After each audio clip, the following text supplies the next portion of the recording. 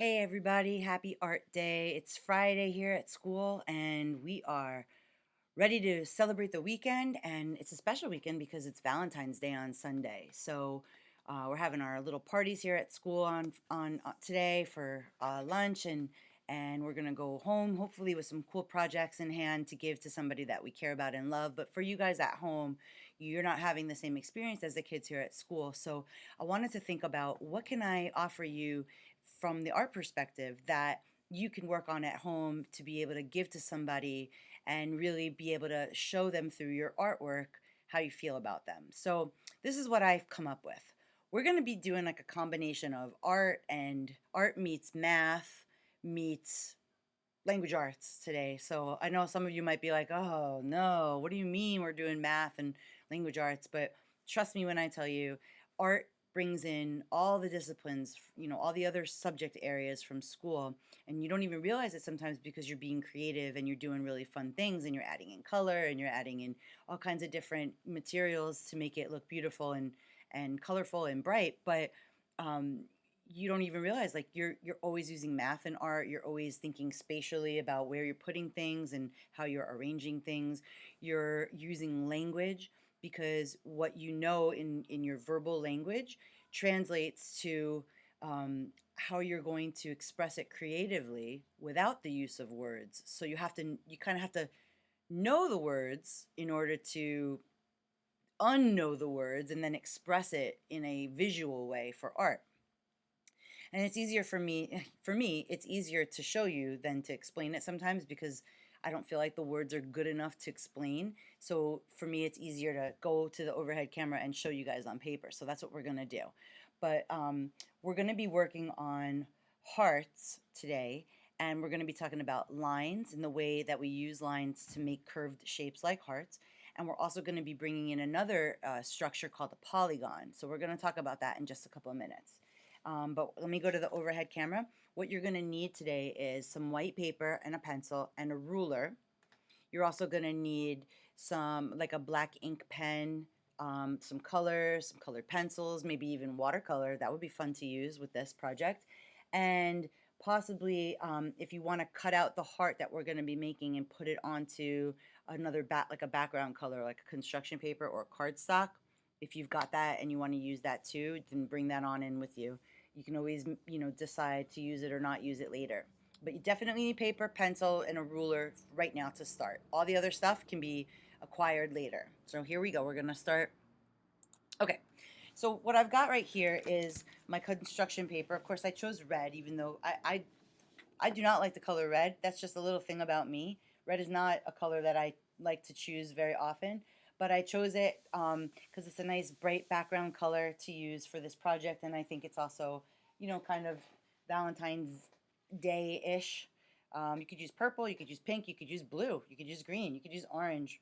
Whatever color you want is fine, but I chose red. And here's my white copy paper. So what we're going to be doing, I folded it in half to show you. This is probably a basic thing that you've learned before. I know that I teach it to preschool here when I work with the kids, the smaller kids here. But it's about drawing the heart.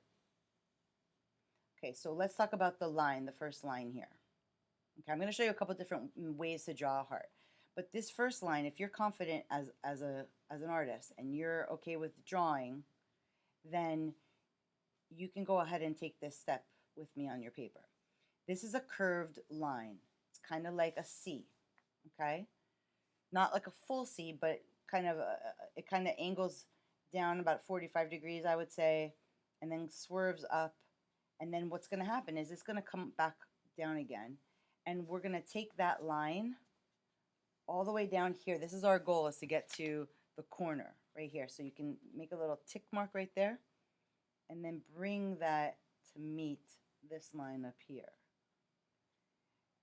If at any point when you're doing this you need to stop and rearrange your line, that's fine, you can do that. So now what we've got is, here, I'm going to turn this overhead light off because I think it's creating a glare. Let's see if that's any better. Yeah, that's better. So we've got this curved line here, comes down straight or almost like on a diagonal, and to the corner, it meets the corner here. Now, before you even start drawing, you could make the outline of the heart on your paper just to get the feeling with your finger of where those lines are going to end up going, okay? And just to visually help you map it out. Now, you open up the paper and now you might be thinking like, how am I going to get that other line over here? Well, there's a couple different ways that you can do that. You can draw it and go for symmetry and try to make it as even as you possibly can. Or here's a little trick, which hopefully as I'm showing it to you, it will work. Your lines over here that are already there, and you fold the paper over like this. If I take a pencil now and I press really, really hard, let's see if it's working. It should make an imprint of a line over here, and yes, it does. It's very vague. It's very hard to see, but it's there. And so I'm just looking through this paper. I see my line, and I'm using my pencil to press really, really hard to create the line on the other side, so that way when I open up my paper, oh, there's my line. I see it. It's kind of like a little art cheat, a little hack, let's call it. Cheating sounds really like you're doing something devious. We're not doing anything devious. So now I've got a heart on both sides of my paper, symmetrical, meaning the same on both sides. And now I can darken my line with my pencil. Don't worry if the outside lines of your heart are not perfect. It's okay if they're not, because it kind of adds to the character of your heart if it's not exactly perfect anyway. But I'm going to just show you something real quick, another little hack for drawing hearts. Some of you may have a hard time with the method I just showed you, so here's an easier way that might work for you. You decide how big your heart is going to be, and what you do is you write the letter V. Okay? And then if you were making an ice cream cone, you would go all the way up like that, right? Well, with a heart, it's like you're making a double ice cream cone. And there you go. So it's the letter V, a big letter V, a tall V, and then a double ice cream cone. 2 scoops of whatever flavor you like, okay? That's another hack. That's another way that you can make a heart. Okay, so now we've got our heart. When you've got that ready, come on back to the video. And now what we're going to do is we're going to be adding some interesting shapes to the inside of this heart. And we're going to be talking about polygons. So what's a polygon? Have you heard that word before? And where do you find them? A polygon is a 2-dimensional shape that's formed with straight lines, okay? So things like triangles, squares, rectangles, hexagons, pentagons, things like that. Those are polygons. A circle is not a polygon, okay? A heart shape is not a polygon. It has to be formed with straight lines and create angles, okay? It could be from 3 sides up to as many sides as you can get onto a shape. But we're going to keep it simple for today. So what we're going to be doing is we're going to just be using triangles. Now you are free to experiment with this however you like, but I find that I really like the way this project comes out when I use triangles. So I'm going to go ahead and show you what I'm talking about. First, I'm going to divide my heart up into manageable areas where I'm going to plant my triangles. So that means that I'm going to start picking spots and just drawing lines and dividing up my heart into planes, okay? Now, I've got 1, 2, 3, 4, 5 different areas to work in. What I'm going to do is I'm going to start making triangles. I'm going to use my ruler to show you because I want my triangles to be straight, but you don't have to use a ruler. You can freehand it if you want to and make triangles where you want them to go with, you know, if you feel like you're steady, you can go ahead and do that. But I'm going to use a ruler because I want nice sharp lines right now. And I'm not going for tiny triangles. I'm going for bigger triangles. And I'm going to use a combination of the ruler and freehand. So I made a triangle. Okay, there's my first triangle right there. Now I've got to look at this whole area right here and figure out how am I going to make more triangles inside of this area. So you're going to use some problem solving right now. Well, I see an angle right here that would make a really good triangle, so I'm going to go ahead and plant that triangle right there. Oh, and then this creates an angle that's a triangle as well. So I'm actually going to make this a big triangle. And you'll see why at the end of this project, we're going to do something else with it, or within it, inside of it. So there's another triangle. Triangles don't have to be even on all three sides. You've got all different kinds of triangles. There's acute triangles, there's isosceles triangles, there's all kinds of different size triangles. So I'm happy with that for right now. I want these nice big triangles. So I went for 1, 2, 3, 4, 5, 6 triangles in this first plane. Let's see what happens over here on this side. Let's see what we do. I'm going to start my first triangle here this time. Like that. And then I'm going to look for where I may want to start another triangle. Right here is a good place. And then maybe right there. There's triangles all over the place here. And I'm going to leave it like that. I like the way that that looks. And then you're just going to do the same thing for all the triangle, all your spaces. You're going to create new triangles. Get creative with it. Now I'm going freehand. And if you find that you get stuck and you're like, wait, how do I use this area and make triangles out of it? Look for corners. Okay, look for the sharp angles. Look for the 90-degree angles, because you can always create a triangle using that 90-degree angle. See what I just did there? I created some triangles, and now I'm going to create. And this is also hint, hint, in the future when we do some gemstone study and angles and shading, all that we're going to be using are shapes for that. So it's a good thing to get comfortable with now.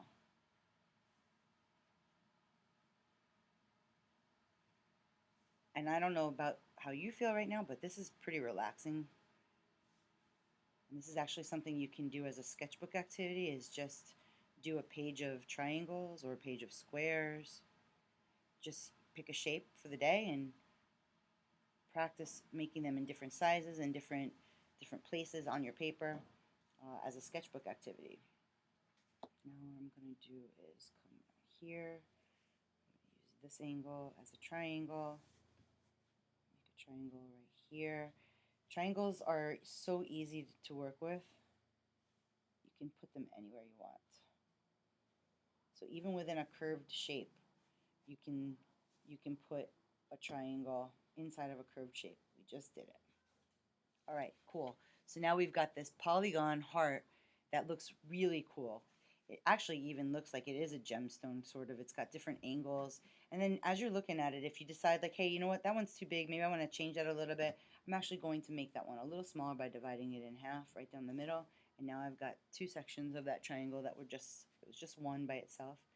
You can start breaking them down and making them a little smaller if you want to. Up here, I'm going to make this one just a little bit more angular. Same over here. Important thing is, just remember, triangles have three sides. They always have three sides. That is a triangle. That is what a triangle is. It's a three-sided polygon. Okay, I like the way this looks. Okay, so now you have some other decisions to make now. Here are your options. And if you could think of something different, go for it. So here's the suggestions that I'm going to offer you guys. Inside of these shapes, whoever you're going to make this for, you might want to write all the reasons why you love that person. You can write things like, I love you because you take care of me. I love you because you teach me how to whatever. I love you because you cook dinner for me. I love you because you make sure that I'm safe. Whatever it might be, you can choose different triangles and write those reasons in there. And that would be such an awesome thing to do for someone who you love, and also shows them that you're grateful for them. So you can do that. Here's another thing that you can do. you can think about, what does love look like to you? How do you show love? You can think of things like, love to me is, picking flowers for my mom and giving them to her. Love is making sure my dad's shoes are by the door in the morning so he can find them. Love is making sure my pet has food and water in his bowl before I leave for school. Whatever. You can think of all the different things, and you can write them down on a list on paper first before you put them in here. And then you could pick the ones that you want to include in your artwork, and again write them in different triangles. Now for the triangles that are left over, or if you're not going to do those first two things and you want to just go right to doing a design instead, here's what you can do. You can do something called Zentangle. And I've done this before with you guys. I've introduced you to patterns before, but Zentangles are just using patterns that repeat over and over in a very focused way. So you're intentionally choosing a pattern. It's not just like you're randomly doodling, but you're actually thinking about, what do I want this doodle to look like? And by the way, doodling is a super, super important thing for brain function. There have been many studies done that show the importance of how sketching or doodling can actually help you improve the way that you problem solve and think. And so, what I'm going to do is, I'm just going to think about some patterns that I like, and I'm going to start um, doing them. I'm going to start drawing them inside my triangles. So there's lots of different ways that you can accomplish this project and get it to a point where you can actually, want to give it to somebody, share it with somebody. Now, if you don't want to give it to anybody, you want to keep it for yourself, that's fine too.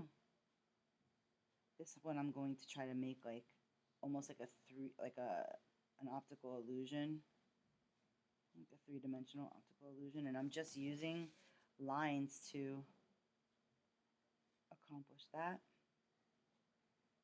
This is also stuff that, if you're not confident in your ability to come up with patterns and designs, then before you do this, take your sketchbook or a piece of paper and sit down for a little while and work on some pattern ideas. Go outside, take your sketchbook with you outside, look in nature for designs, go look at leaves, look at them real close, get a magnifying glass, and this is where science comes into it. Do some observation and incorporate what you see into what you make. And so now I've created this really cool like star-like pattern inside of those shapes. And you're just going to keep going on like such until you get to a place where you're happy with it. And if you do some work up here, do some work down here, look for trying to balance it all out. And then what you're going to do is you're going to cut it out eventually. When it's done, you can paint it. You can use watercolors. I would recommend watercolors with this, or colored pencil. But if you don't have those things available, or you want to just do something different, markers, gel pens, crayons even, if that's what you've got. Whatever you want, or all of them. Why not make it a mixed media project? You could do some really fun things, and think about the person that you might be making this for. What do they like? What kind of animals do they like? Maybe you could think about, maybe if you're giving this to your mom and her favorite animal is a giraffe, like me, then maybe you can do some giraffe patterns in some of these triangles, or zebra patterns, or cheetah print, or I don't know, just think about what the person that you're giving this to likes. What makes them who they are, and how can you turn that into art? Do they like flowers? You can draw flowers inside of your triangles.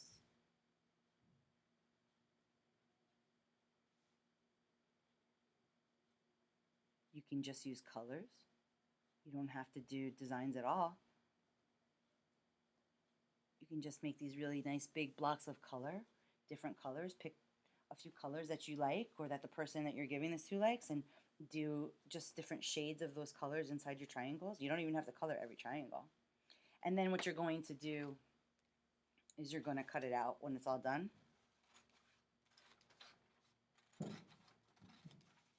I should have used my little hack.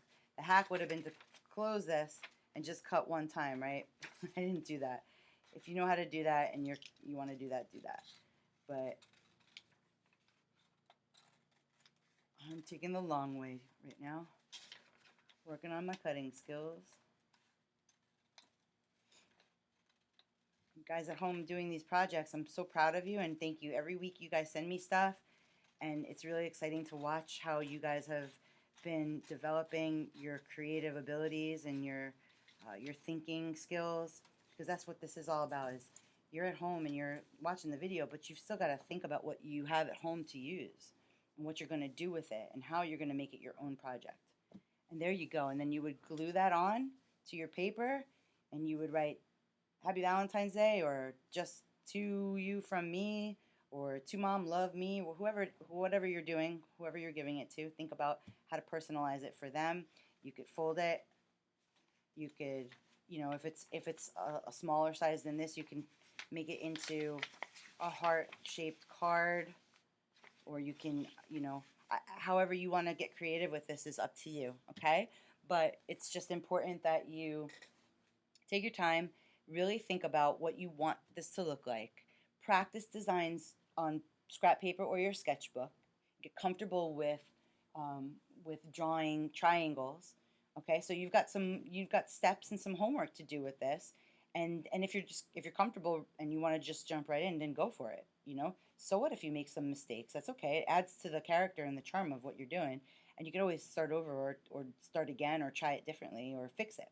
Okay, so I can't wait to see what you guys make. I hope you guys have a great weekend and happy Valentine's Day, and do something kind and loving for somebody in your life. All right, guys, I'll see you soon. Bye. Thanks for watching.